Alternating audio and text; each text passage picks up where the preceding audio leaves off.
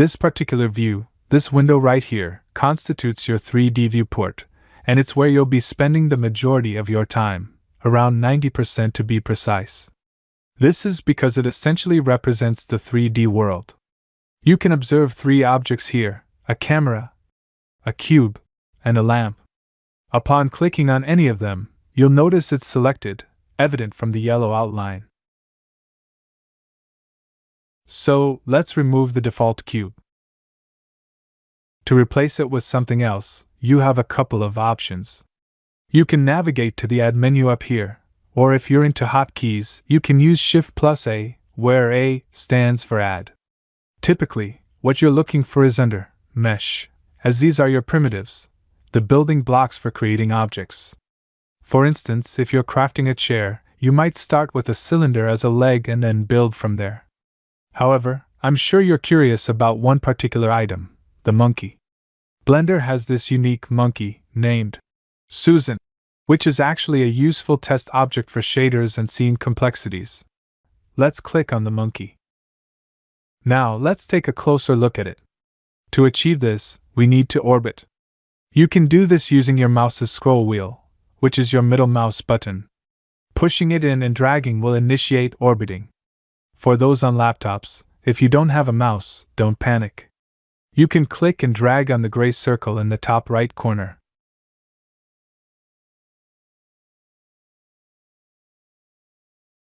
Alternatively, in the user preferences, under Input, select Emulate 3-button mouse. This allows you to hold down Alt and left-click drag for easy orbiting.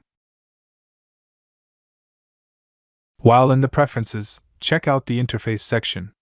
If you're on a 4K monitor, adjusting the resolution scale might be necessary.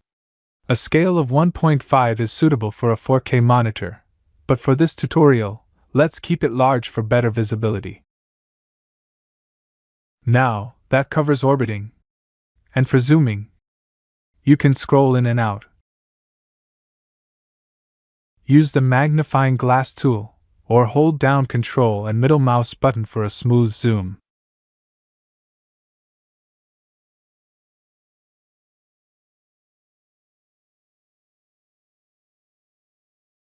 As you observe the scene, you might find that it lacks visual appeal in its current state.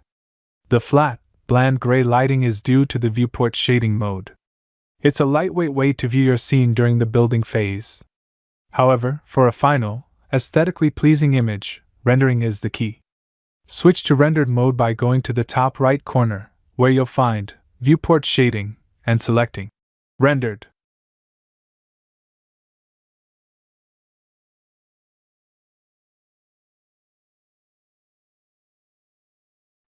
Let's say I want to relocate the lamp because its current position doesn't illuminate the scene as desired. You'll find it challenging as it's not always in the right view. This is because the focus is centered on the monkey. To shift the focus, you can pan. Either use the Move tool or, for everyone else, hold down Shift and middle mouse click drag. This will allow you to pan and change your view.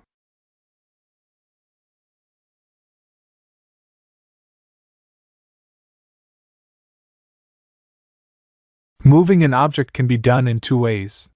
One is using the Move tool from the left corner, selecting the object, and dragging along the axis.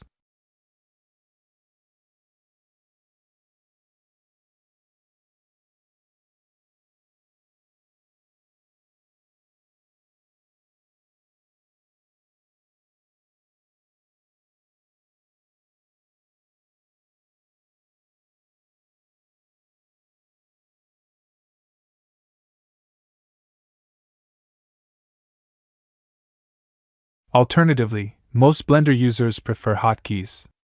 Keep the default selection state and use the hotkey G for grab. Once activated, your cursor is attached to the selected object, enabling easy movement.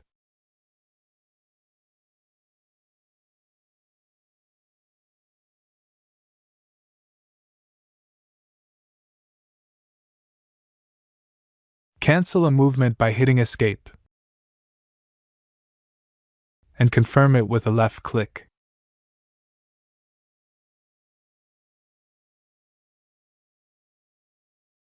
If you wish to move along a specific axis, tap the corresponding letter, X, Y,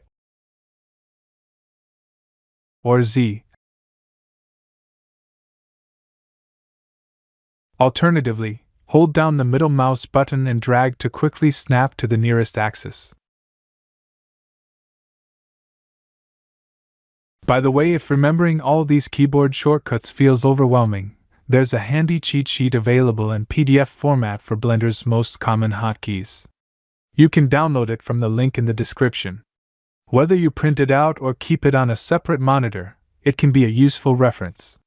For users transitioning from other 3D software, note that Blender's hotkeys may differ. You can switch to an industry-compatible key map in the preferences to align them with what you're familiar with.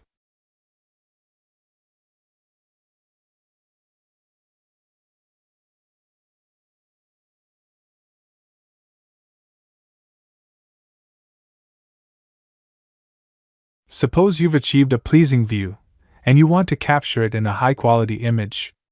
Instead of a screenshot, initiate a render by going to Render and selecting Render Image, or using the hotkey F12. This will generate a visually appealing image that you can save by going to Image and selecting Save As.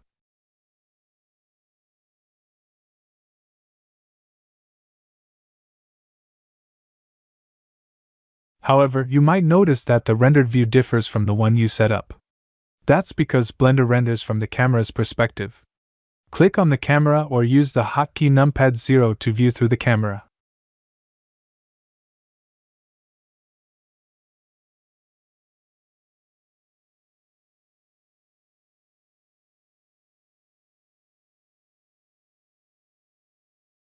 To move the camera, you can either use the Move tool or, if the camera is selected, hit N to bring up the properties, go to View, and enable Lock to Camera to View. Now, you can use the same shortcuts as before to adjust the view while the camera follows.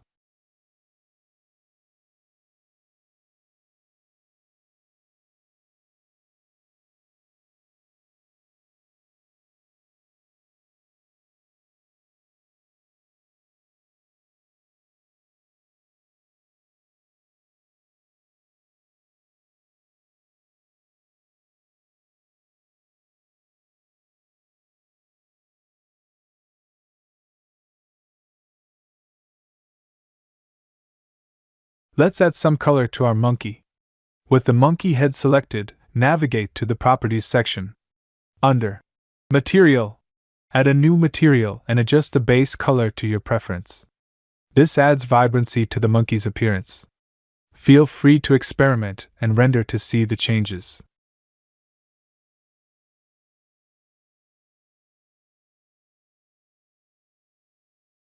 To introduce an additional layer of intricacy, consider incorporating another object, an engaging party hat. Employ either the Add menu or the shortcut Shift+A to introduce a cone.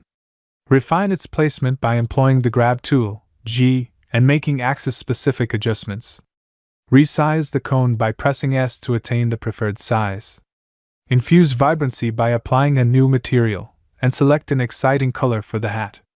Keep in mind that you can consistently utilize the Render command, F12, to preview your scene and fine-tune any necessary adjustments. Now, let's make the monkey face the camera directly.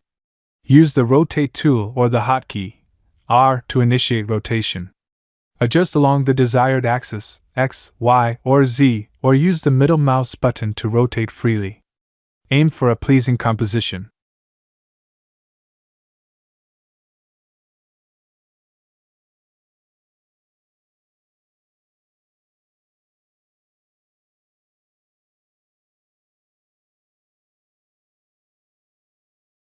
Once you're content with your scene, initiate another render with F12. Adjust the camera view if needed. Finally, save your masterpiece by going to Image and selecting Save As. Congratulations, you've successfully navigated and manipulated objects in Blender.